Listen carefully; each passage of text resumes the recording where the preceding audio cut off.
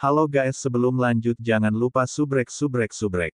Han Qian menggelengkan kepalanya, jika kita langsung melanjutkan kompetisi antara pasukan perburuan iblis, karena energi spiritual internalmu belum mencapai 10.000, kamu akan dapat berpartisipasi. Masih ada 5 hari sebelum pembukaan Illusory Paradise, jadi kompetisi akan dimulai besok. Karena kurangnya waktu, itu dirancang sebagai kompetisi knockout. Sangat sederhana, tetapi juga sangat kejam. Long Haoshen mengangguk sebagai jawaban, Guru, aku akan mendaftar denganmu dulu. Semua anggota pasukan perburuan iblis kelas umum ke-21 kami akan berpartisipasi dalam kompetisi ini. Bahkan jika tidak ada dari kita yang berhasil masuk ke dalam 10 itu, setidaknya itu akan menjadi latihan yang bagus. Han Qian menepuk bahunya, kamu benar-benar anak kecil yang membuat orang lain khawatir. Mari kita lakukan seperti ini. Bahkan jika Anda tidak berakhir di 10 besar, Grand Teacher Anda masih akan mencari cara untuk menebus Anda dari kuil kami. Saat mereka berbicara, gelombang energi spiritual yang sangat padat melonjak keluar dari belakang punggung Long Haoshen, di dalam ruangan. Segera berikutnya, gelombang niat membunuh yang mengancam langsung meledak. Baik itu Long Haoshen atau Han Qian, keduanya hanya merasakan kulit mereka menjadi dingin, dipenuhi dengan rasa dingin yang keluar dari kedalaman tulang mereka. Guru dan murid saling melirik, dipenuhi dengan ekspresi terkejut yang ekstrim, dan Han Qian bergumam, ini adalah. Setelah beberapa saat terkejut, Long Haoshen segera dalam ekstasi, ini Keier. Dia menerobos. Saat dia mengatakan ini, dia segera berbalik ke arah kamar, bergegas masuk. Membuka pintu, Long Haoshen merasa kesulitan untuk maju dengan niat membunuh yang intens memenuhi ruangan, tetapi mengingat perasaan kepercayaan mutlak antara Keier dan dirinya sendiri, dia secara alami tidak merasa takut dilukai olehnya, dan masih maju tanpa apapun. Keraguan. Di tempat tidur, Keier duduk bersila, kedua tangannya diletakkan di atas lututnya. Di telapak tangan dan dahinya, kilau abu-abu samar-samar terlihat, dan di punggungnya, sepasang sayap hitam besar terbentang di sekitarnya. Benar, sayap Keier berwarna hitam. Sangat kontras dengan sayap berkilau emas cemerlang Long Haoshen, sayap hitamnya menelan semua cahaya di sekitarnya. Long Haoshen dan Han Qian baru saja masuk, tetapi segera merasa seolah-olah sayap hitam itu menyerap jiwa mereka. Han Qian sangat terkejut. Keier sekarang telah menembus langkah ke-6, dia benar-benar menjadi orang termuda yang pernah menembus langkah ke-6. Dia berhasil mencapai langkah ke-6 pada usia yang bahkan lebih muda dari Long Haoshen, karena dia masih belum genap 15 tahun. Di tengah waktu keterkejutan Han Qian, Keier perlahan mengangkat kepalanya, membuka kedua matanya. Mata abu-abunya yang awalnya cemerlang tiba-tiba mendapatkan kembali kilaunya, diisi dengan cahaya hitam yang menekan. Ketika matanya terkunci ke mata Long Haoshen ini, senyum tenang ditarik di bibirnya, di tengah-tengah aura tak berujung kematian. Senyum ini hanya ditujukan ke Long Haoshen, seolah-olah dia bahkan tidak menyadari kehadiran Han Qian di dekatnya. Melihat matanya yang bergerak, Long Haoshen benar-benar tidak dapat menahan emosinya, air mata mengalir deras, Keier. Han Qian tidak tinggal di sini lagi, diam-diam bergerak mundur. Dengan adegan hangat yang terjadi di antara dua anak muda ini di tengah aura kematian, dia segera pergi untuk memberitahu Ying Suisfeng tentang kabar baik itu. Sejak Long Haoshen menerobos langkah ke-6, Ying Suisfeng sepertinya sering membicarakan hal ini. Melihat Keier, Long Haoshen maju ke arahnya di tengah niat membunuh yang intens. Tanpa mengetahui apakah itu karena dioles sayap Keier, punggung Long Haoshen berkelebat dalam warna emas, dan sayap emas besar keluar. Seluruh ruangan berkilauan dalam warna emas dan hitam, dan fluktuasi energi spiritual yang intens tampak meresap seperti mata air. Dengan penutup ringan, Keier berdiri di lantai. Jadi sudah 6 bulan. Waktu ini telah berlalu sangat cepat. Selama periode ini, Long Haoshen hanya bisa berkomunikasi dengan menulis di telapak tangannya. Melihat perubahan warna mata Keier, dia menyadari bahwa Keier telah mendapatkan kembali kendali atas semua inderanya. Tiba-tiba mengambil langkah maju, dan tanpa mempedulikan aura kematian dan hawa dingin di sekitar tubuh Keier, dia memeluknya erat-erat, masih tidak dapat mengendalikan air matanya, seolah-olah dia merasa bahwa dia telah gagal untuk melaksanakan tugasnya. Kewajiban sendiri terhadapnya. Membiarkan dia memeluknya, Keier erat menahannya, bergumam, idiot. Long Hao Shen mengangkat kepalanya, melirik matanya yang lembut, panggil aku idiot lagi, aku suka mendengarmu memanggilku idiot. Bodoh. Mata Keier tampak agak kabur, saat dia memanggilnya lain kali. Segera berikutnya, Long Hao Shen menempelkan bibirnya yang terbakar di mulutnya yang dingin, mengeluarkan semua kehangatannya ke dalam dirinya tidak seperti sebelumnya. Sepasang sayap emas dan hitam menjadi latar belakang terbaik mereka. Keier akhirnya kembali, sebagai Sein Putri Samsara yang tangguh yang akhirnya memulihkan kemampuan tempurnya. Keier Long Hao Shen sendiri kembali, dia akhirnya merasakan rasa sakit di hatinya akan segera berakhir. Bibir mereka berpisah satu sama lain, keduanya terengah-engah. Ciuman ini memang berlangsung terlalu lama, dan Long Hao Shen tampaknya telah dibebaskan dari semua rasa sakit di hatinya sepenuhnya dalam proses. Melihat mata Keier yang menawan, dia merasa seolah-olah dia tidak akan pernah bosan melihatnya. Keier dengan lembut membantunya untuk menyeka air mata yang mengalir di wajahnya, terlihat masih merah karena dicium begitu tiba-tiba. Idiot, tidakkah kamu melihat bahwa aku baik-baik saja? Sambil memegang kedua tangannya, dia menjawab, ini salahku. Andai saja aku kembali lebih awal saat itu. Keier menggelengkan kepalanya, jangan melanjutkan pembicaraan bodoh ini, banyak hal di luar kendali kita. Pada saat itu, saya hanya bisa melakukan itu, atau jika tidak, saya bahkan tidak akan mendapat kesempatan untuk melihat Anda lagi.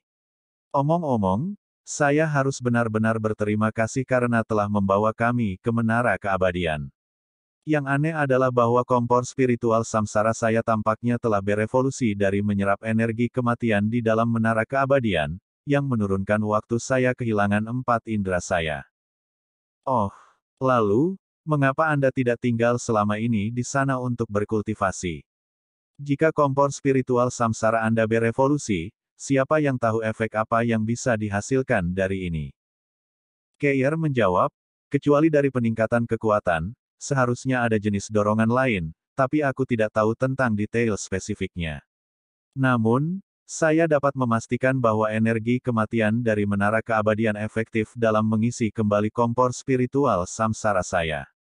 Kompor spiritual samsara tampaknya menyerap energi eksternal melalui tubuh saya, di antaranya energi kematian adalah jenis yang paling penting. Biasanya, jumlah energi kematian yang bersentuhan dengan kita sangat kecil dan setidaknya tidak semurni di dalam menara keabadian.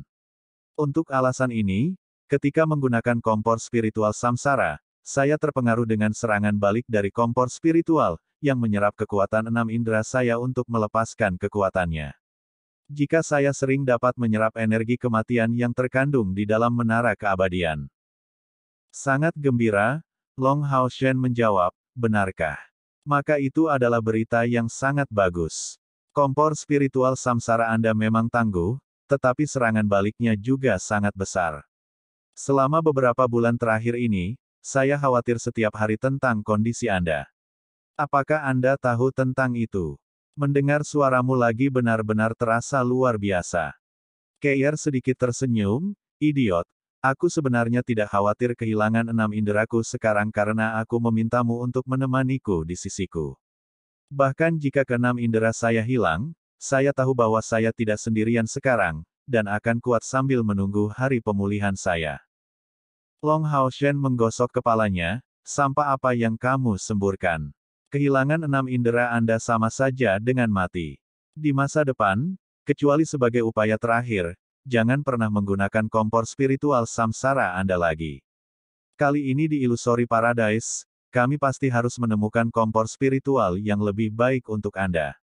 Selalu mengandalkan kompor spiritual samsara terlalu berbahaya. Aura kematian di udara dengan tenang menghilang, dan sayap hitam Keier menghilang dengan sendirinya. Dengan lembut bersandar pada Long Hao Shen, dia berkata selanjutnya, tidak perlu khawatir. Selama kita bersama, bahkan kematian bukanlah hal yang perlu ditakuti. Long Hao Shen menopang bahunya dengan sedikit enggan, menempatkannya dalam posisi duduk, Saat itu, Grand Teacher datang mencariku, memberitahuku hal-hal penting. Saya harus segera mengumpulkan semua orang. Sepertinya pintu masuk kita ke surga ilusi mungkin tidak akan berjalan begitu mulus. Tiba di titik itu, matanya mengeluarkan jejak keseriusan. Sebuah kompetisi untuk memilih yang terbaik. Lalu datang padaku.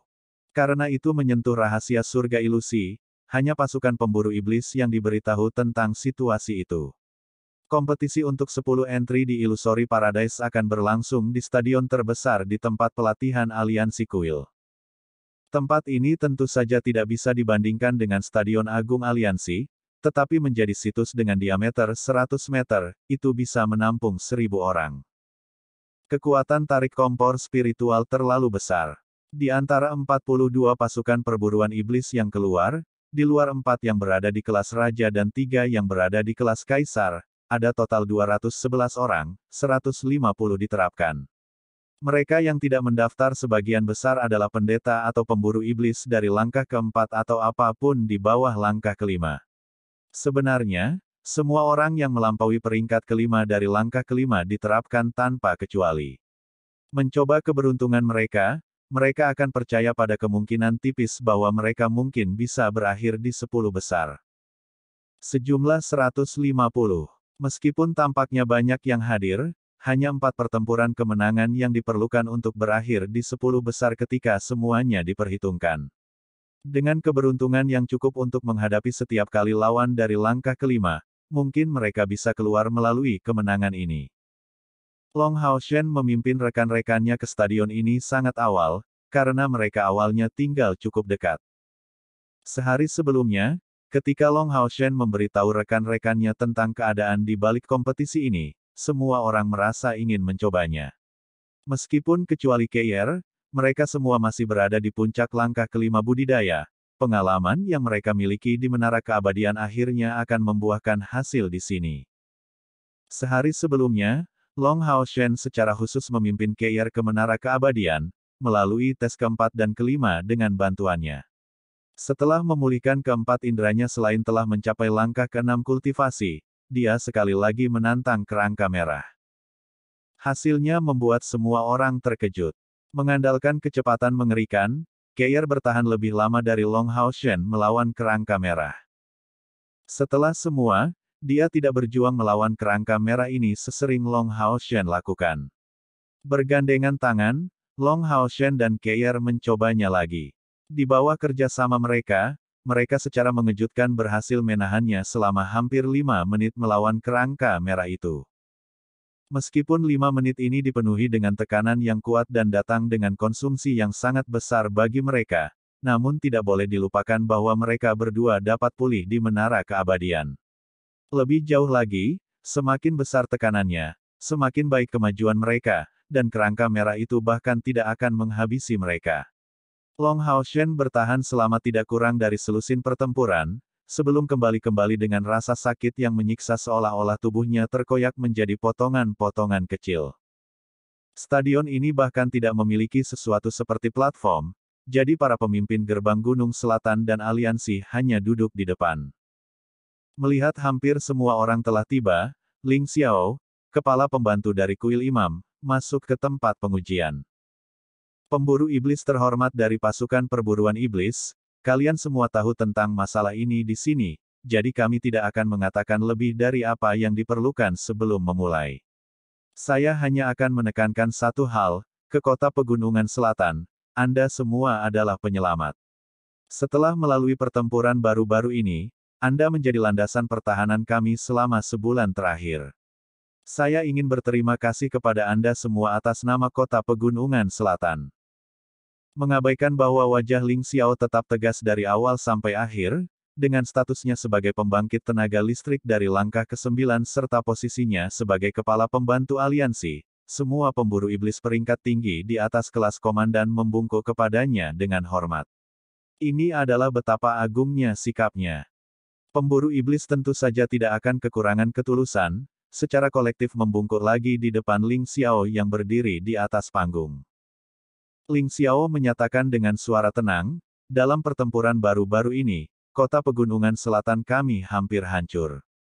Sebagai penyelamat kota pegunungan selatan seperti Anda, apa benang merah yang menghubungkan kita?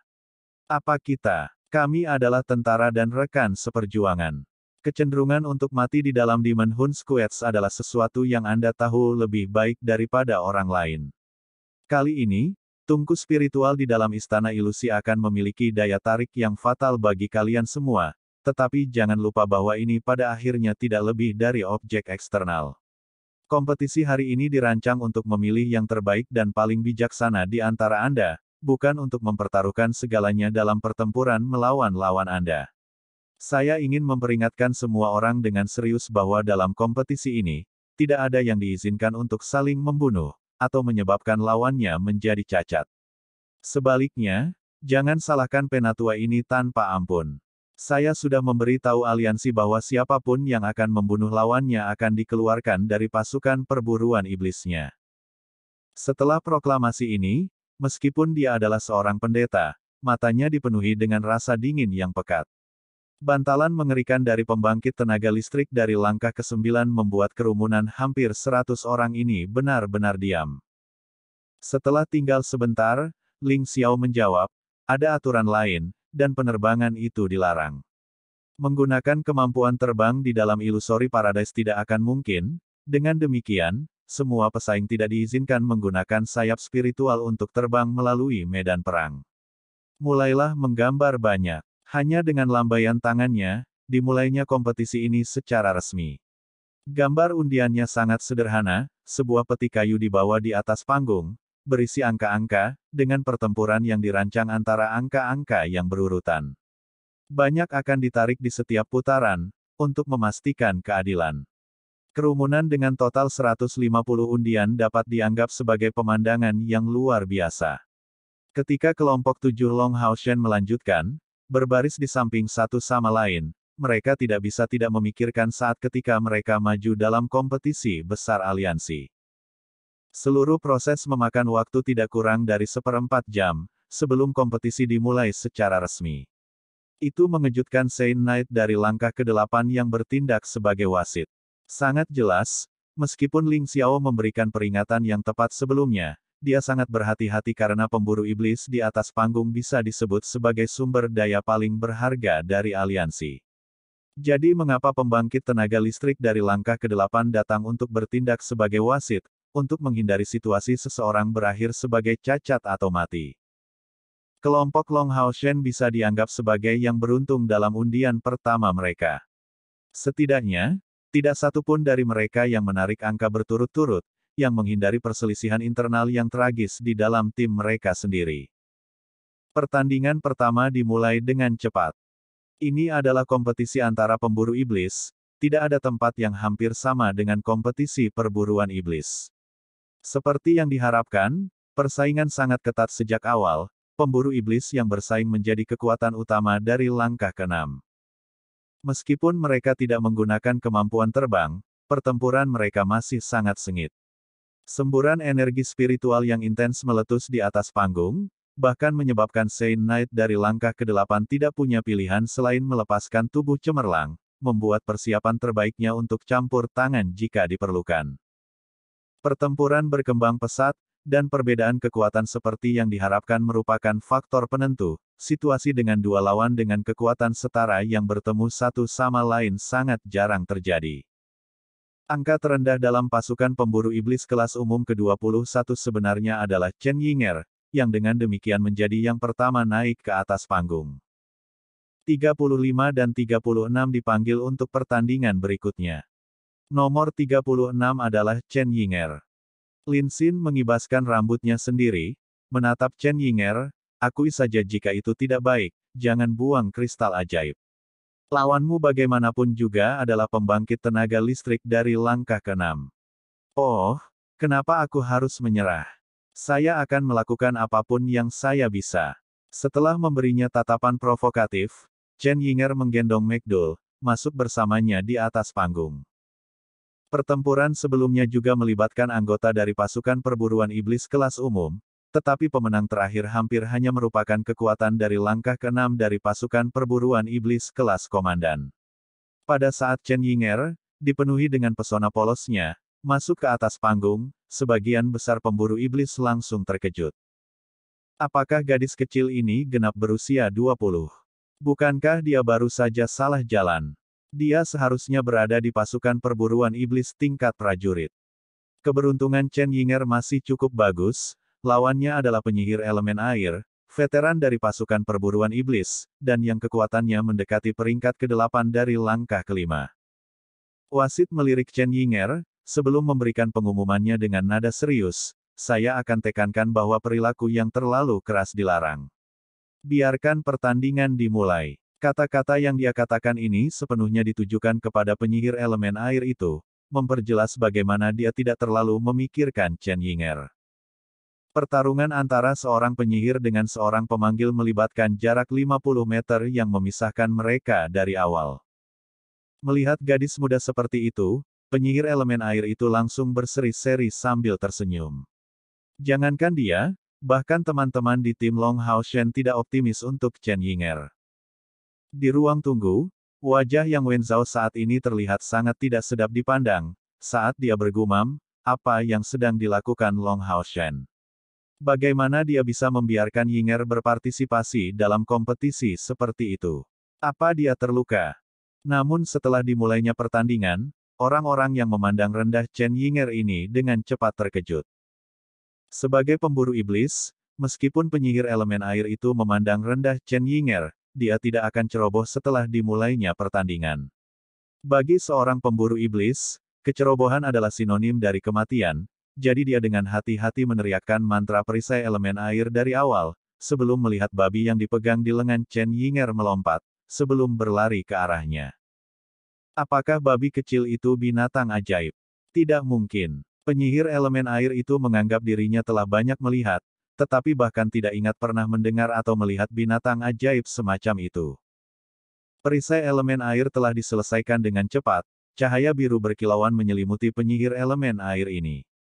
Mengarahkan tongkatnya ke depan, dia mengirimkan panah es yang menembak ke arah McDull. Tidak ada pilihan selain mengakui bahwa pada tingkat kelas umum Demon Hun Squad, sangat sedikit yang kaya dan nyaman seperti kelompok Long Hao Shen. Jadi penyihir elemen air itu memiliki tongkat yang masih berada di tingkat spiritual di tangannya. Pada saat meluncurkan panah es, penyihir ini dengan sengaja menatap Chen Yinger, menemukan bahwa gadis muda ini bahkan tidak mengucapkan mantra apapun. Ini adalah pertama kalinya dia menghadapi pertempuran seperti itu, dia memang merasa bingung. Saat panah es hendak mencapai McDull dari depannya, dia menghentakkan kakinya ke tanah, tiba-tiba melakukan gerakan menyamping dan berguling-guling di tanah dengan tubuh montoknya, sebelum melemparkan dirinya ke arah penyihir ini. Waktu yang dipilih McDull untuk melompat sangat bagus, karena ini tepat ketika panah es tiba di depannya. Dengan cara ini, bahkan jika penyihir elemen es ingin mengontrol panah es untuk mengarahkannya padanya, dia tidak akan bisa melakukannya. Menabrak tanah, itu hancur berkeping-keping segera. Wah, penyihir elemen air menunjuk tongkat di tangannya lagi, segera meluncurkan mantra hujan es dari langkah keempat. Ini adalah kemampuan tambahan pada stafnya, yang dapat digunakan 2 kali sehari. Hujan es tidak membuat tetesan es jatuh, tetapi kerucut es. Area es yang luas mengelilingi sosok kecil McDull. Pada saat itu, 30 meter masih memisahkan McDull dari penyihir elemen air itu. Adegan yang mengejutkan semua orang yang hadir terjadi. McDull menunjukkan pada saat itu kemampuan menghindar yang benar-benar hebat, meringkuk tubuhnya dan menyebabkan kecepatannya bervariasi, menghindari serangan pada ruang kecil di antara kerucut es. Pada saat-saat paling berbahaya, beberapa kerucut es bahkan menyapu punggungnya. Penyihir memiliki dasar pemikiran mereka sendiri, dan bagi mereka, sihir jarak jauh dengan area efek tidak mungkin untuk dihindari. Namun, McDull memberi pelajaran pada saat itu kepada semua penyihir. Siapa bilang mantra dengan efek area tidak bisa dihindari? McDull tingginya hanya 1/3 meter, tidak tumbuh dalam ukuran dari awal, dan bahkan jika lebih terkonsentrasi, kerucut es masih akan menunjukkan beberapa ruang kecil di antara mereka, atau itu hanya akan menjadi bongkahan es yang besar. Pada saat yang sama dia menghindari serangan dengan gesit, dia bahkan secara mengejutkan maju. Kerucut es agak mengganggu garis pandang penyihir elemen air itu, tetapi ketika dia bisa melihat dengan jelas binatang ajaib kecil itu dengan gigih menghindari serangannya, McDougall sudah hampir hanya berada pada jarak 10 meter darinya. Perasaan tidak nyaman akhirnya muncul pada penyihir elemen es itu. Karena babi ini terlihat begitu terikat untuk menutup jarak ke arahku, dia pasti memiliki beberapa tujuan dalam pikirannya. Meskipun dia tidak merasakan fluktuasi energi spiritual dari McDougall, sebagai pemburu iblis, dia mampu bereaksi secara instan setiap saat terjadi krisis. Kali ini muncul tembok es, yang berdiameter 3 meter dan didirikan tepat di depan McDougall, menghalangi jalannya. Melihat lawan akan berbenturan dengan tembok es, penyihir elemen es menunjukkan pemahaman dan kendalinya atas sihir es. Berturut-turut, dia langsung melemparkan 3 tembok es lagi, menyegel 3 arah lainnya dan membuat penjara es yang kokoh, memenjarakan McDougall yang masih sedikit lebih dari 10 meter jauhnya. Tepat ketika penyihir es akhirnya mengendurkan napasnya, rasa takut tiba-tiba muncul di hatinya. Mengikuti berikutnya, suara ledakan yang intens bisa terdengar dari dinding es. Sosok besar dengan berani keluar, dan 2 senjata yang mirip dengan kerucut berduri diarahkan ke dadanya. Meluncurkan resisting ice ring, penyihir elemen air itu panik, langsung melepaskan mantra yang terakhir. Tapi sayangnya, apa yang dia hadapi tidak mungkin bisa diblokir oleh cincin es penolak belaka. Pop! Cincin es dan perisai elemen hancur berkeping-keping berturut-turut, dan mencapai ketinggian 3 meter, iblis berserk haus darah sudah tiba di depannya. Mengaum.